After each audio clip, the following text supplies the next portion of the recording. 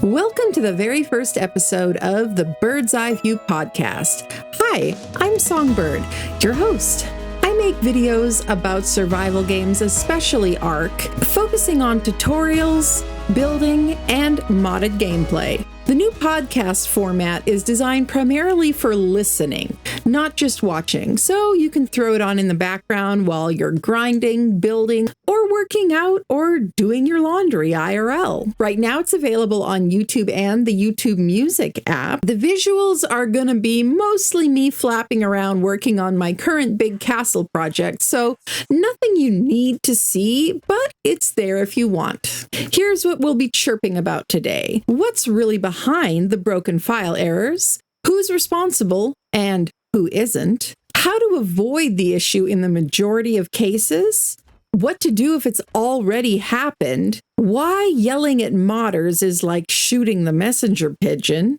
The real fix that Curseforge needs to hatch, a bit of spicy Ark modding news and drama, and a mods update roundup. And then if you stay till the end, I'll briefly go over 6 amazing free mods that you probably haven't heard of. 4 of the 6 also work on official servers. Okay, first up, what's going on with broken file errors? These errors have really taken flight since the Unreal 5.5 update. I don't know exactly why. I'm not a modder myself. I am not a computer technician or programmer or anything like that, but I like to listen when all the smarter people are talking about this kind of stuff and then just pass along what I've heard about it, okay? So think of me as kind of the go-between between the modders and the players. So what I'm hearing from the modders is that broken file is really a misleading name. It's not about the mod being bad. It's not about the mod file being broken. It's your individual client download that's gotten corrupted. So basically it's on your end. When you were downloading the mod, it downloaded a broken version, even though the version that's uploaded on Curseforge is totally fine. Something broke in transit there. It's a client-side issue, not a mod-side one. Okay, here's an analogy for those of us who aren't super computer savvy to think about it, okay? You ordered some strawberry jam from a small business, a small-time strawberry farmer who makes some absolutely gorgeous jam. But the jar broke in shipping. That's on the delivery, right? That's on the delivery company. That's not the farmer's fault. So yelling at the farmer and saying that their jam sucks because you got a sticky box full of broken glass isn't going to help solve the issue. It won't do anything but make that small business person farmer want to quit selling jam through mail order. And then none of us would get access to that sweet berry goodness. So don't yell at the farmer. If you want to yell at the delivery company. The UPS or FedEx in the situation here, of course, is Curseforge. So the real feathers in the gears, Curseforge. They're the ones who have the responsibility to manage mods and mod downloads and mod updating, and to improve their system to make it more user-friendly for players to find help when they have issues. There may be other causes of this error, but one thing that I've noticed will always cause a file to break 100% of the time that I've tested it. That's just me. I'm sure there's probably exceptions and there's probably other things that will cause this issue as well. But 100% of the time when I have been testing this has caused files to break. Okay. And that is if anything interrupts your mod download. Poof, broken file every time. Larger mods are more likely to be affected by this because they have longer download times. So basically, if you're downloading the mod file and then you have an internet blip, or you're downloading it while trying to join a server, so the server launcher is installing it and you get a host disconnect, or you're in the mods area, you click to download a mod and then you exit out back to the main menu, any of these things will interrupt the mod download and will break the file. And sometimes it seems like there's some kind of glitch, or maybe it's an internet hiccup that we didn't even notice. I don't know.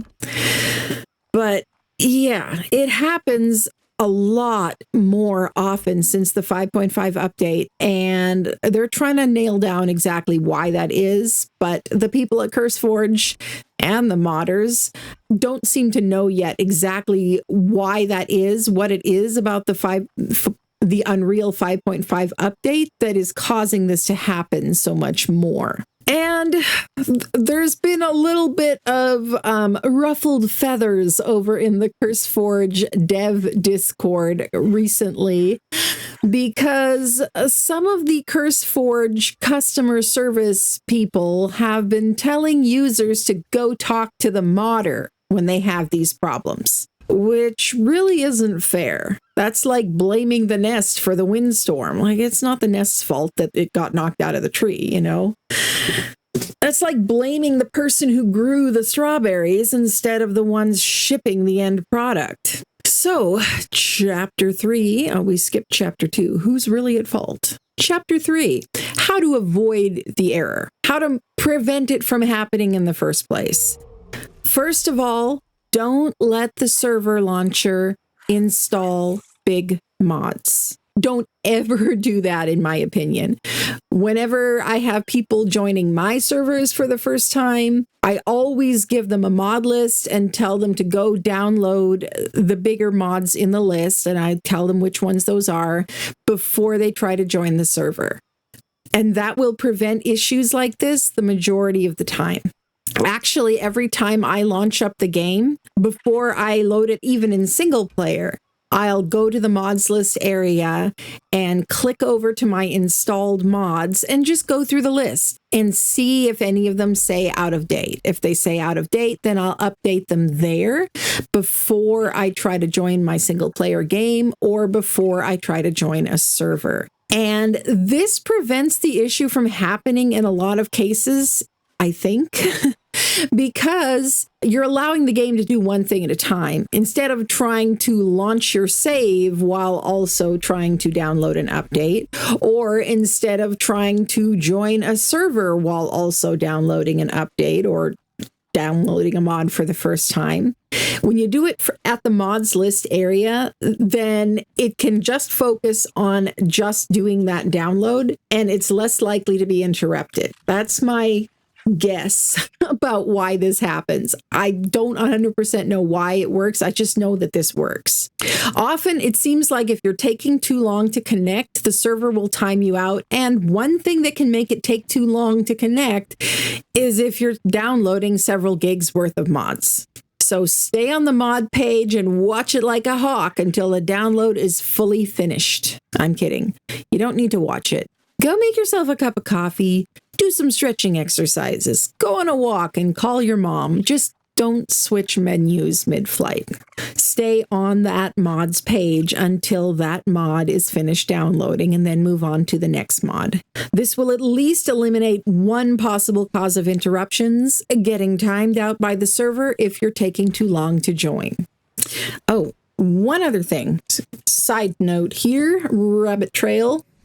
But I recently published a video, I will link it over here, called Your Server is Unplayable, and where I was talking about issues that can be caused by having too many mods on a server, specifically too many big mods. And I've had a few comments from people in the comments under that video saying that the numbers that I'm sharing or my method of calculating those numbers isn't accurate. And I just wanted to clarify in case anybody else is wondering about that. The point of that video wasn't to be 100% mathematically accurate about the size of each mod. I was using it as an example, and it's more important to have an estimate than it is an exact number. I'm aware of the fact that the size of the mod downloaded on a server will be a little bit different from the client side download size in the files. And also there's some mods that download in a compressed state, and then they might actually take up more space after being installed. But the thing is, even if the number was 100% accurate, mod sizes change all the time. A modder might go through and optimize their mod, and the size may go down, or they may go through and add a bunch of new content and update it, and then the size goes up. So it's not really about the exact number. It's more about, is this a gigantic mod? Is this a large mod? Is this about a medium-sized mod? Is this a small mod?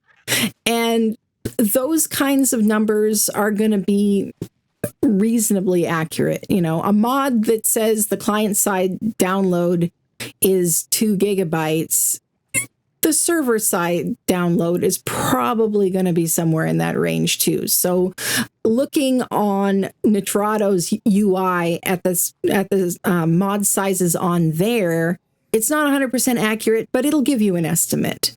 And that's the main thing that I was concerned about, is you just got to put some kind of a limit on yourself. You can't have everything. So that's how I limit myself, is I will give myself a budget of so many megabytes. And, you know, I sometimes go a little above. I often try to go below that. But, you know, I give myself a range.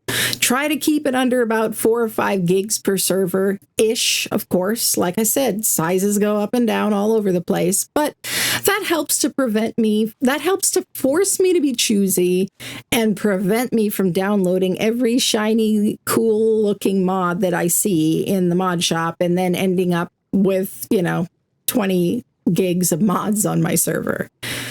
Because especially the console players do tend to struggle with larger mod downloads. And so keeping the number of very large mods that you have to just a few, keeping it to a minimum, does seem to really help the console players, and also people who may not have very fast internet, and also people who may be using older PCs.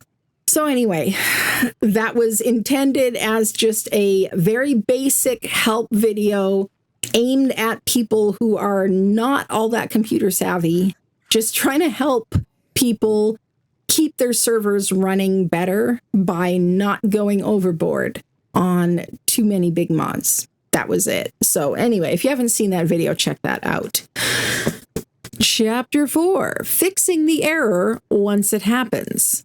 First, I'll give the short version of this, and then we'll give a bit more detail on if the first solution doesn't work, how you can do this on each separate platform, since the second method is a little bit different if you're playing on PC versus PlayStation versus Xbox.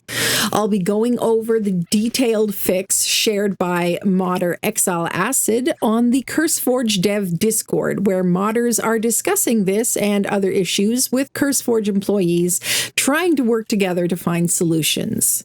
So, okay, first, the quick version. Step 1, go to your mods list and uninstall the affected mod. Step 2, fully close the game. Step 3, restart your PC or console. Step 4, relaunch Ark, go to the mod page and re-download that mod, and don't leave the page while it downloads.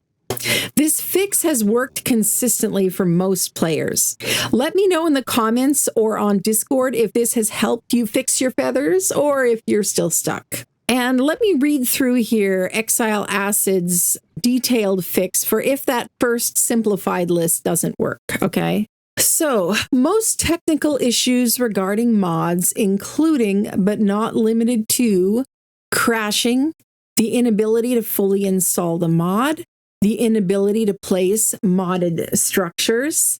I'll also add on, if you're trying to place modded structures or vanilla structures and instead something different is placing, I've seen an uptick in that particular error recently too. So like you're trying to place a structure from one mod and instead a completely different structure from the same mod or a different mod will be placed. You're trying to place a smithy and instead it places a forge or some decorative thing.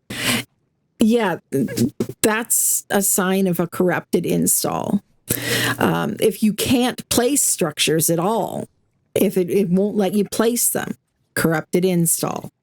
So corrupted files which require a proper replacement. If the issue occurs in single player or only for a specific player on a server, so if it's just happening to you, but other people are able to use the mod just fine on the same server, then it needs to be reinstalled client side, your side, the player's side. While issues affecting all players on a server will require a server side reinstall. So please follow these steps thoroughly. And I'm reading off his list here. Editing Songbird, just popping in to say I'll also include this screenshot in the server troubleshooting area on my Discord. And so if you want to look at it at your leisure so you can follow along with the steps, then make sure to join my Discord. It is in the description, or of course it is also on Exile Acid's Discord. Server side, enter cheat re-download mods on server restart. No spaces there. In console, restart the server. Client side, player's end. So this is if you need to reinstall them on your local files on your console or PC. So launch Ark, select the mods list from the main menu, select the mod in question from the list to open its page, then uninstall it. Close Ark like before, but then wipe your cache. If you go into your Steam settings, into downloads, clear cache, that's how you do it in Steam. For consoles, it's saying to turn the console off, make sure the light is completely off, enter safe mode. Hold the power button for a few seconds until you hear a second beep. Connect your controller via USB and activate it. Navigate to Clear Cache and Rebuild Database. Select Clear System Software Cache. Press OK. Wait for the console to complete the process and restart itself. For Steam only, remove any leftover mod files from your drive by navigating in your Steam library to Steam Library, Steam Apps, Common, Ark Survival Ascended, Shooter Game, Binaries, Win64, Shooter Game, Mods, 83374, and then the mod ID for that specific mod, which can usually be found on that mod's Curseforge page. Look it up in a browser if it's not showing up in the in-game mods list. You can just, any of these mods, if you want to see the full Curseforge page in a browser, which sometimes has more information as well, then just go to any browser and just search Curseforge Ark mod name, and it'll come up. You'll be able to find it. And that'll have the mod number on the page there. So if you just search for the mod ID number, and then the remaining numbers after that indicate the version of the mod, but just remove that whole folder, launch Ark, and then open the mods list, select the mod, and install it. Don't leave the page until it's complete, and then restart Ark. If this issue is still occurring, repeat the steps above, but this time in step 3, press uninstall all mods in installed mods section of the mods list and remove the entire mods/83374/folder from the files. Now I will add onto this, before you do that, make a list of all the mods that you have downloaded. You think you'll remember, but you won't. I promise you, you won't. You'll forget something important, and then when you load up your single player save again without that mod being installed, then all of that mod's content might go poof and make you very, very sad and make you have a bad day. You don't want that. So either take screenshots or write them down on a notepad or on a note on your phone or something, but make a list of all the mods that you have installed before you uninstall them all. So that's the kind of thing that modders have to have now on their Discords, because there's actually several modders now, who have had to post documents like this on their Discords, just because of the fact that this problem keeps coming up over and over. And, even though they don't have to, it's not a problem that's on their end. Most, they care about their quality of their mod, their reputation of their mod, and they care about helping players have fun, because, that's why they make the mod in the first place, right? Chapter 5, be kind to modders. They're not the problem. You've got to keep in mind that most modders are not full-time game devs. They're just other survivors. They're fellow players who made something cool for the game and are sharing their passion with us, their creativity and artistry, and making the game better in the process. They can't fix client-side Curseforge issues, no matter how much you squawk in their DMs at them. Harassment often leads to burnout and abandoned mods. Think about it.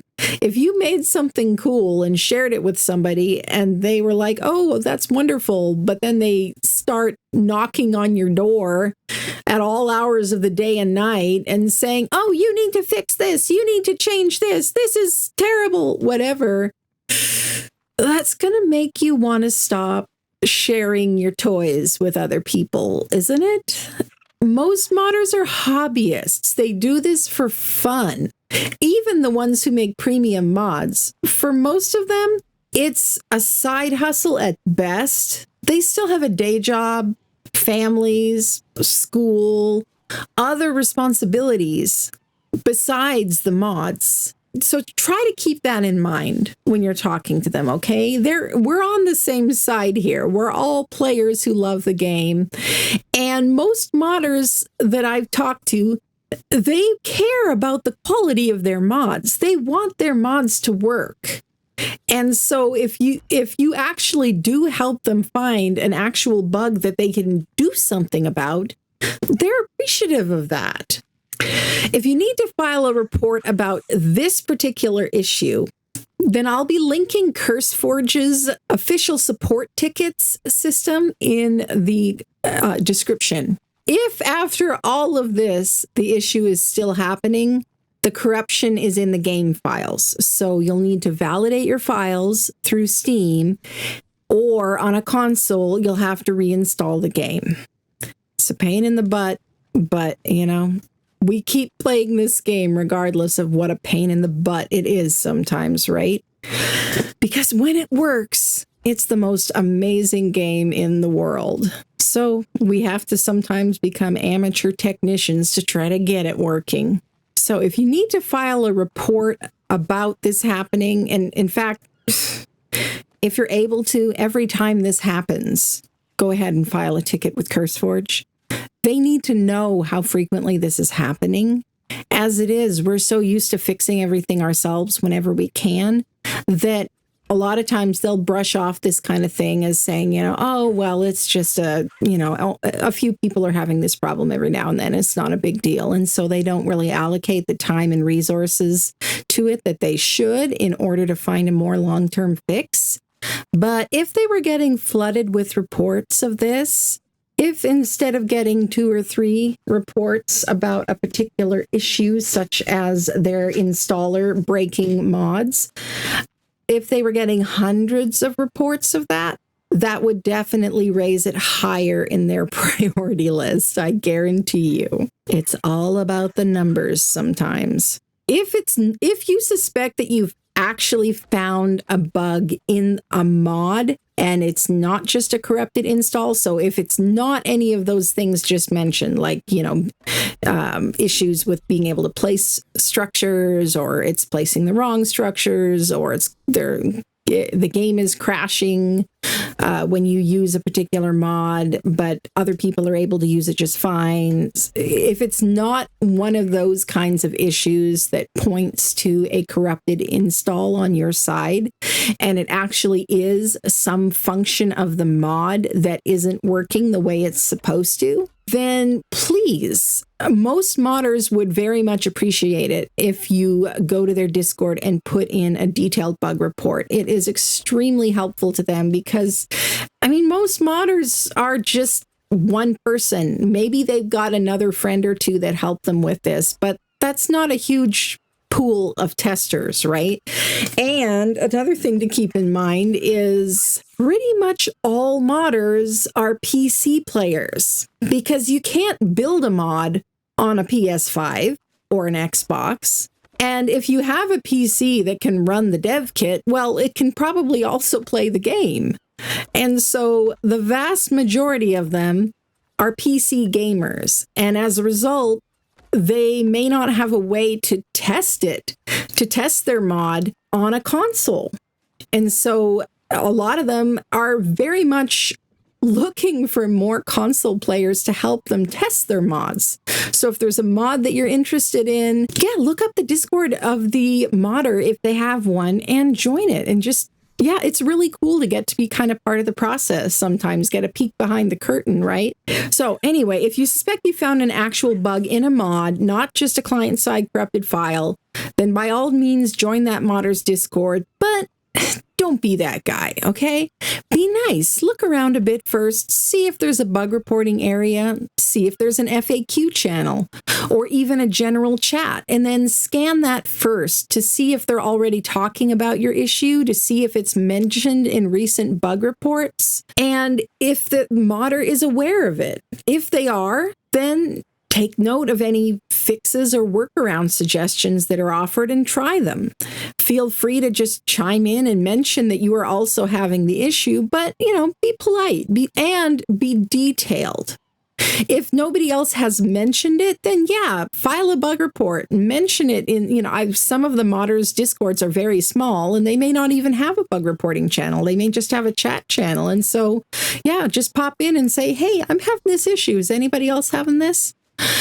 And be very specific. The more information that you can give them, the better, and the more likely that they'll actually be able to fix the problem. So saying, your stupid mod broke my game, does absolutely nothing but add toxicity. And sadly, if they sound impatient sometimes in their replies, it's because most modders are getting that kind of message by the dozens in their DMs every week. And that'll wear on you after a while. So you just try to be patient. Instead of giving some kind of a vague accusatory message like that, try to say something like this. Like, I've noticed that this specific structure from this specific mod isn't working the way it's supposed to.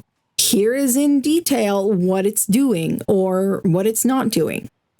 I'm playing in single player on a PS5, by the way, and this was on the map Astraeus.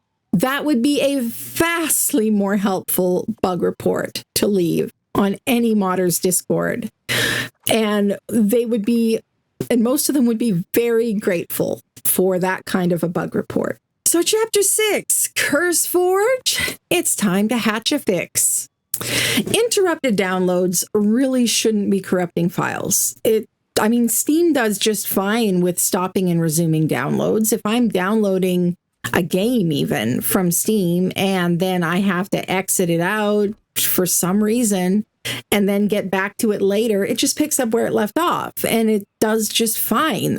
There's not really any reason why it needs to be breaking them every single time. There's got to be some way around that, right?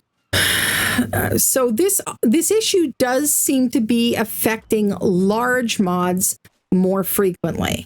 And of course, as I mentioned, the reason why is because those mods take longer to download. That's my guess as to why, is because they take longer to download, and so they're more likely to have the download be interrupted versus some tiny mod that uploads that updates in a flash.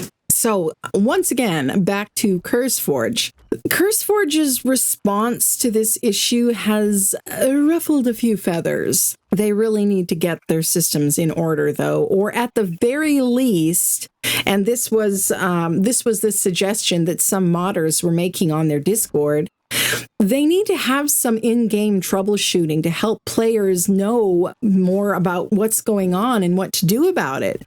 Because just saying broken file along with that weird bug that says 25% off, even if it's a free mod, it's a really weird bug that does that. Anyway, it's extremely unhelpful. It doesn't really tell them anything useful. And then, they get frustrated and they go looking for the modder. And by the time they land in the modder's Discord, they are at their wits' end and frustrated and ready to unload on the poor volunteer modder who's already had 16 messages like that today. It's really not fair. Instead of that, Curseforge really does need to have more details. Say instead of broken file, how about saying incomplete download? Please uninstall and try downloading it again. That would be much more helpful. Or maybe saying something like local mod file corrupted. Please reinstall. Maybe having a link to some kind of troubleshooting document that gives them a walkthrough of these steps that lots of different modders are sharing on their Discords. Something like that would be extremely helpful. Another thing that would help a lot would be if they added a confirmation message before it lets you switch from the mods list back to the main menu. For a while, there was one. I don't know where it went, though. It seems to be gone recently in my testing that I was doing. It should bring up a confirmation message saying something like, you're still downloading files. Are you sure you want to exit? To give people a chance to say, what? No, I didn't mean to do that. I don't want to break my mod file, It's crazy how predictable it is that just doing that one little thing. That's how I get the screenshot that I used for the thumbnail on this video. I know how I can get that broken file flag on a mod first try every time. All I need to do is start it downloading, then exit out back to the main menu, and then get back into the mods list, and boom, broken file. Every time.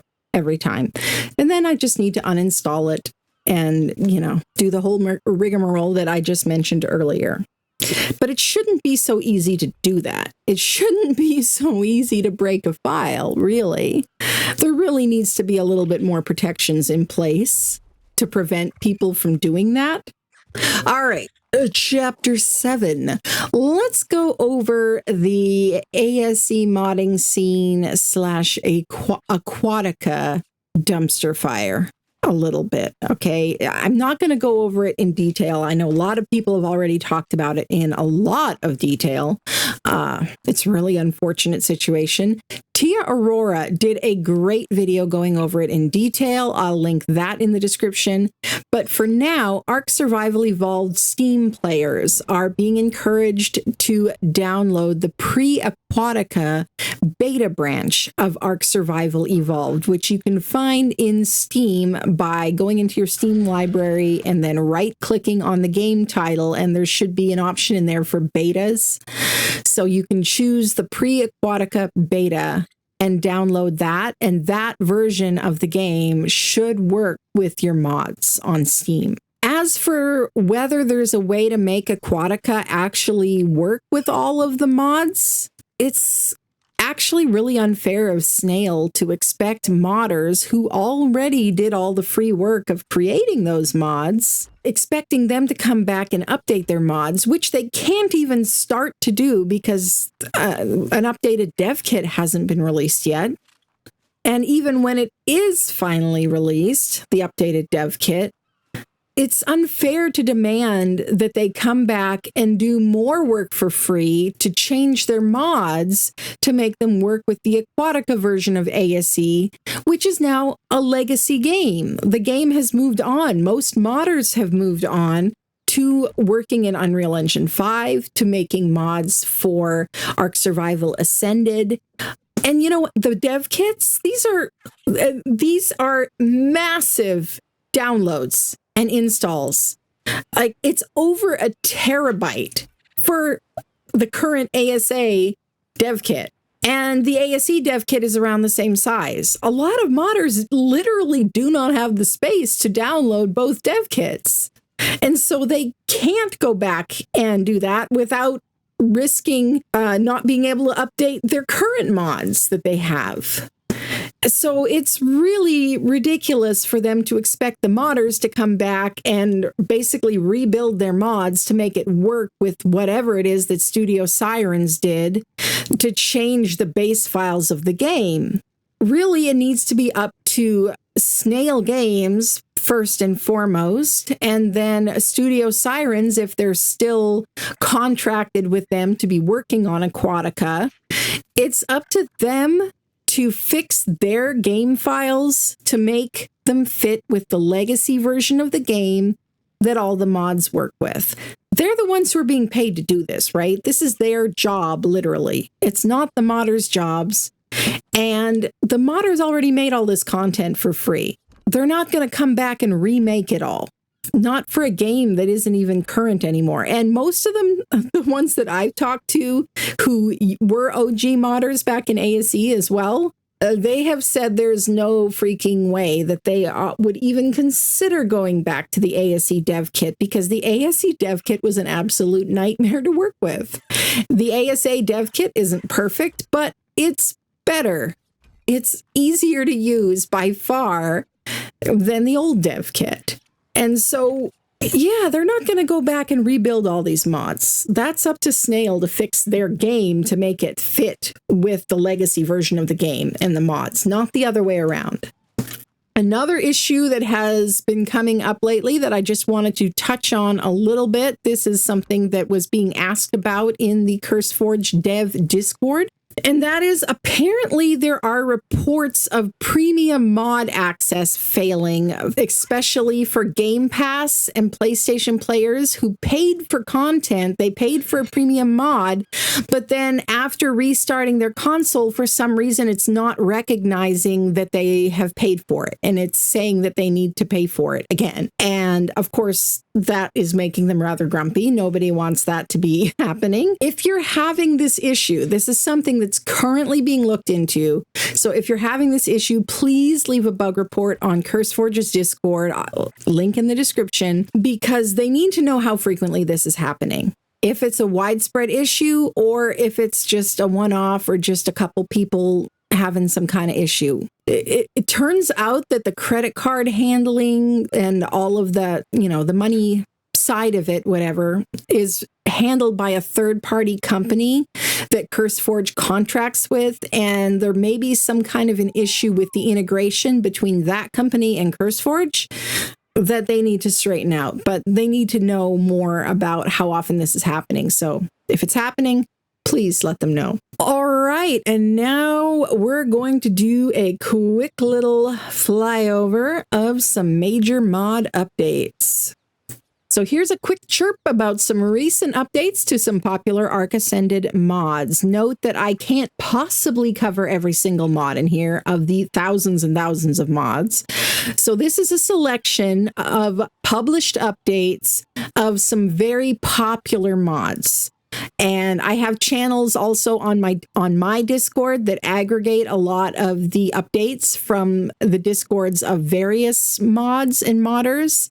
And so, yeah, if you want to follow this kind of thing in a more timely way and get these updates quicker, then joining my Discord can also be a good way to do that. And then you can just keep an eye on those mod update channels. So anyway, this is a selection of mod updates of very popular mods or mods from very experienced and well-known modders. If you're a modder and would like your recent mod update to be included in a future episode, then please DM it to me on Discord. Also, please note that I have not tried all these mods myself, and so don't take me mentioning it here as me recommending any specific mods. You'll need to research them yourself and figure out if they would be a good fit for your situation and your play style or not. I'm just sharing the announcements to give you a sense of what's going on in the Ark modding world. So, mod update Roundup, July 2025 edition. Castlecraft Structures has had an update and a dynamic snow effect will now build up on structures in the snow biome, I'm assuming, starting at 6 p.m., but then melting off during the day, which sounds really freaking cool. Add more immersion and seasonal vibes to your base builds. So kudos to Aaron Longstaff and Crazy Respawn for that awesome mod. Tech Drill by Zarthan has been updated, and he says that it is now available to users who purchase the Lost Colony expansion pass. Since Zarthan, the modder who created that item, has been hired by Wildcard and is making an official version of that item. So now they're integrating the two basically, so that if you bought the premium mod version, I believe you'll have access to the version in the Lost Colony pass, and vice versa. If you bought the Lost Colony expansion pre-release pack or whatever, it'll also give you access to the freemium mod version of Tech Drill. So freemium, of course, means that you don't have to own the mod in order to play on a server that has it installed. But if you haven't paid for it, you just won't have access to all of the features of it. And last I heard about this mod, players who don't own the mod can still interact with the Tech Drill underground bases. And, you know, if a tribe member owns the mod, the tribe member can build it out, and then players who don't own it will still be able to access that base. If it's a PvP server, they'll still be able to attack that base. They can still interact with it. They just can't build it themselves if they don't own the mod. So that's what freemium means in that context. So Cyberstructures has had some updates here. The Crystal Cracker tribe limit has been fixed. The Tech Light has been added to the converters, so you can convert the vanilla Tech Light to the Cyberstructures version of it. Added cats to the vivarium, which, by the way, is really cool. That's a structure that you can put cryopoded creatures into, and they will passively produce resources in the vivarium. I'm not sure what cats produce.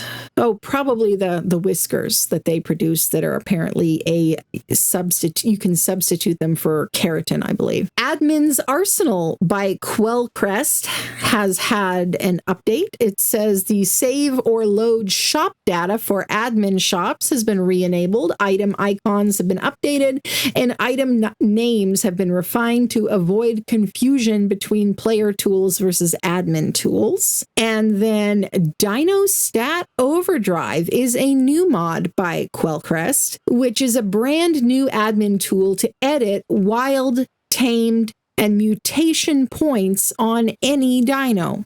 Obviously, an admin-only tool for admin uses, but it's a simple, powerful way to tweak your dino stats on the fly. Trickster has a new dino cloner mod, and there's an INI setting that he just added that is retain neutered state, true or false, and this lets players decide if cloned dinos that were neutered before they were cloned will keep their neutered status.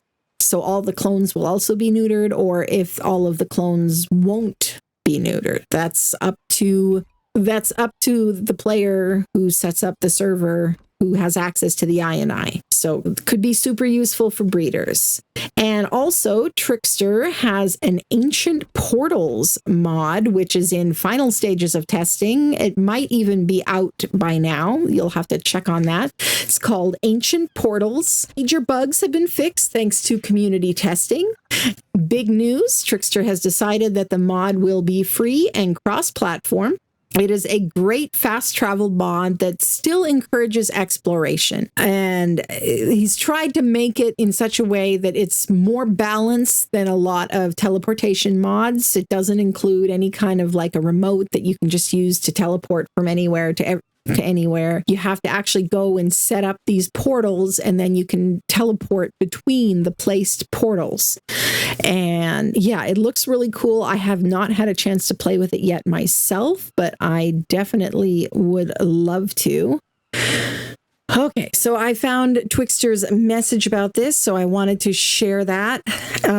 Trickster says, I have some important news to share with everyone about the Ancient Portals mod. Thanks to everyone who helped out this past week with the testing of the mod, we were able to identify and fix several minor issues, along with one pretty major issue that is also fixed now. So the mod is almost ready to go. The last thing that needs to be done is to tell you that I've decided not to make this mod a premium mod. Although I've put a lot of time and energy into making Ancient Portals work smoothly, I also feel that it will be better for the community if more people are able to experience this mod. One of the main reasons that I decided to even begin working on Ancient Portals was the idea that Ark should be an experience and the maps should be explored. This mod helps to bring fast travel to the game while bringing back that sense of exploration and discovery that made us all fall in love with the game in the first place. It is because of this concept that I feel that by releasing Ancient Portals to the community as a free cross-platform mod, that I can help bring that spirit of discovery and exploration back to more players to help remind them why we all love this game so much. The mod will be ready for download in the next day or two. I will definitely let everyone know. Thank you so much for that, Trickster. I can't wait to try it. It sounds amazing. And then Astraeus Structures by Nakatis has added a new bed skin, which is cool and will fit with the Greek-looking Astraeus Structures mod. And also ramp corner skins have been added, and workstation skins, like the skin for the smithy and the forge and all of those basic crafting stations. They will now support some modded structures if they use default tags. So depending on how the other modder has set up their mod, you may be able to put these skins on a modded version of the smithy, for example, instead of just on the vanilla version. So that is pretty cool. And another update from Cyber Structures, the dedicated storage now shows compact numbers. The Paint Region 6 now controls the text color on the storage. You can copy settings to nearby item aggregators, which will save some time. And there is a bug fix for Plant Species X conversion. Then Blitzfire has an update to Blitzfire's Bunker Skins Pack by Blitzfire Games. So there's a Dino Park set that's been added with new ramp corner pieces. A Mosa tank has been added. Underwater taxidermy is now supported. That is really cool. And there is an ivy set of structure skins, large 4-wall ivy covered railings added, and a lighting issue's been fixed. And then the concrete set, large walls have been added to the concrete set. Very cool. Then wall and floor decor has added Nunatuk. I believe that's the boss on Ragnarok. Nunatuk, the Ice Queen, and the Lava Golem now have boss flags that have been added as wall decorations. And since they're a crafted item also, they can travel between servers in a cluster as long as both servers have wall and floor decor, just like all of the other wall decor versions of the boss flags that this mod has. Great little mod, by the way. Great deco mod. Fixed statue materials and ice wyvern egg placement bugs. You can use an ice wyvern egg like a lot of different types of eggs in that mod. You can use it as the material to then craft a deco version of an egg that looks the same but is placeable. So you can use that to decorate your base, which I think is really cool. I love how that mod uses a lot of base game models but makes them into decor like that. The placeable versions of eggs, figurine or statue versions of dinos, all kinds of stuff. And then Vanilla with Sprinkles mod by Delilah Eve has had 2 major updates in 24 hours. There's fixes, the stack configs. Stack configs have been added to this mod. They're still working out some of the bugs, but basically Vanilla with Sprinkles will now take the place of any stack mod that you have. Some people may know that stack mods are the one kind of mod that I don't usually recommend because they are very likely to cause issues. They're very likely to conflict with other mods. And of course, if your stack mod breaks or you remove it, then all of your stacked resources will also go poof, which is upsetting, of course, if that happens. But this new version of stacking that's been added to the Vanilla with Sprinkles mod actually doesn't work in the same way as most stack mods do. And instead of replacing all of the resources with a stack mod version of the resources, instead of that, it actually restacks the base game regular resources. So even if the mod broke or something, they're still base game resources, so they're not going to go anywhere. So that is very cool. And so I believe admins, of course, not just anybody, but admins will be able to change stack sizes on all of these different things.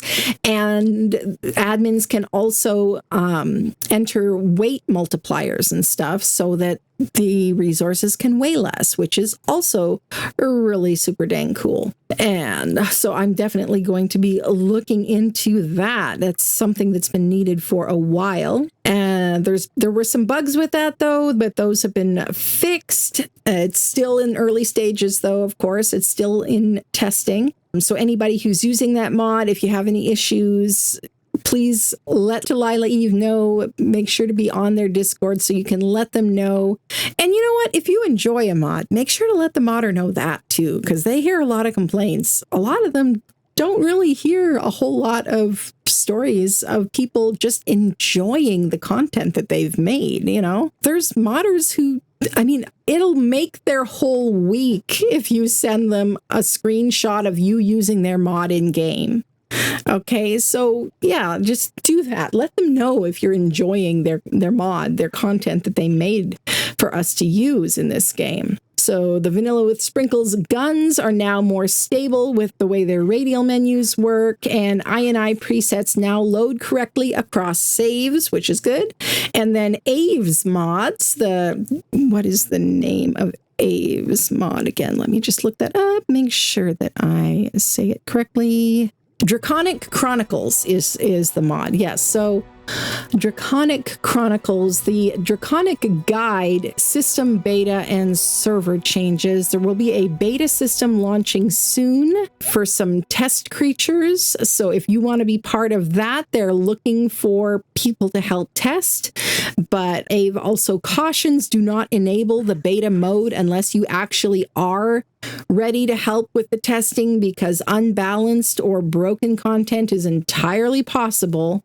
So if you want to be a tester for that mod, join their Discord and just find out how to apply to be a tester. And there is also an update. We'll include at the end of the list here an update to a very popular Ark Survival Evolved mod. Primal Fear has had a Fae expansion by Zythara. So there were a bunch of bug fixes, Ravager icon, Karcha descriptions, poop issues. Yes, really. The Fae now use custom particles instead of the heavily vanilla Titan ones, which gives a performance boost. Nice. Hide harvesting has been boosted, and Karcha can no longer harmonize. Don't really understand what that means. I guess the Karcha are no longer going around singing in barbershop quartets. I don't know. But anyway, whatever that issue was, it's been fixed. And there's also some smaller quality of life improvements for spyglass tagging and behavior consistency, which is awesome. And now, finally, we've got 6 hidden gem free mods you'll want to feather your nest with.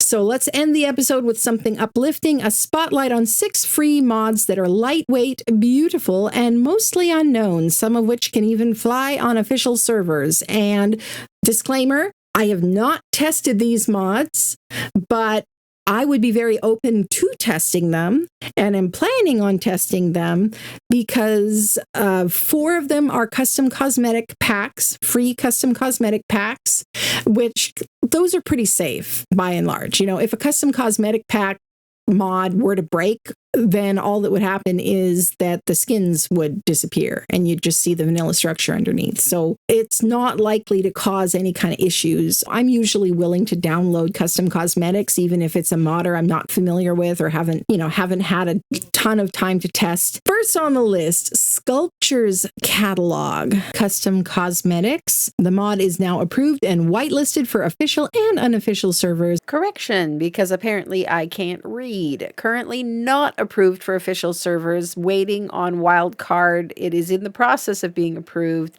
and by the time you watch this video, it may well have been approved. So yeah, just be aware of that. It might not be available yet, but it probably will be. This is a free custom cosmetic mod with a multitude of statues and sculptures. And let's look at the pictures really quick here. This looks awesome. We've got some beautiful golden statues. Those would be awesome on my castle build. So I have already downloaded this and I'm looking forward to trying it out. Very, very cool for all kinds of different builds. Some of these look like ice, some are gold or stone, a bunch of cool gargoyles here, angels. Awesome, awesome mod. Oh, some of them glow. Oh, we've got a 9-tailed fox. So many cool statues. And all of that in a free mod, which is amazing. And this mod only has 300 installs so far, 313 installs.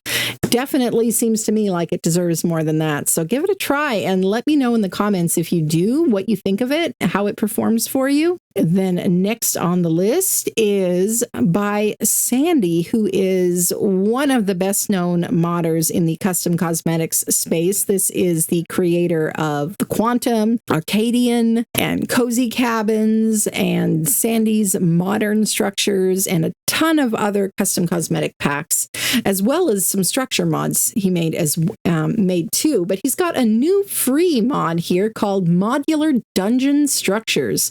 It's just got the one picture so far, but this looks really cool. We've got the really interesting brick texture and some tile and mosaic textures that look awesome. And it is designed for official servers. It is modular structures with ornate dungeon-looking pieces. It is a custom cosmetic, so once you download it, you can find it in your inventory under the Cosmetics tab on the right side of the UI. It's not to be installed server-side, and he has instructions here too for how to use skins, how to use custom cosmetics, in case you are not aware. Ragnarok bonus spawns. This one is not custom cosmetics, so this one you cannot use on official.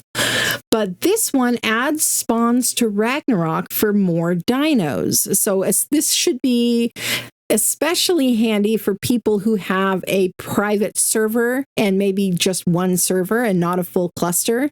So you just have the one map, but you would love to have access to some of the creatures from other maps. This little mod here, tiny little one, it's 28 kilobytes.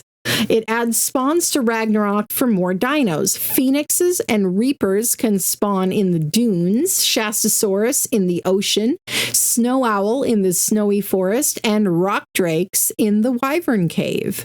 By default, these spawns will only work on Ragnarok, so this is a mod specifically intended for Ragnarok, not for other maps. Although there is possibly a way to make it work on other maps with some additional I&I coding there. So very, very cool. And then another one by Sandy. Geez, I tell you, that guy is so prolific with the mods. But wall scroll graffiti art. Now, this looks really super cool. There's this graffiti art that you can put on walls, and I haven't had a chance to test it yet, but apparently you can actually put this over a different skin that's already on a structure. So Sandy created this to decorate a trailer set for his new premium Flora Moderna mod, which is a gorgeous mod, by the way. So you could put the Flora Moderna skins on a structure and then put this graffiti art on top of that. And And so that's really amazing. And it includes a bunch of fun little graffiti designs, as well as some different logos for different creators. There's Ross Clark's. It's not in the picture here, but I have it on good authority that my logo's in there too, which is really super cool and awesome of Sandy to do that. There's also a Curseforge logo. Sandy's bunny logo is there. A bunch of different fun, cute images. So yeah, check that one out. And that's free. 360 installs on that. It's only like 3 megabytes. Tiny little mod. Looks like a lot of fun. This is a free mod that was just released by Crazy Respawn and Aaron Longstaff to go along with their new premium Elemental Ice skin set. This is a standalone free mod though.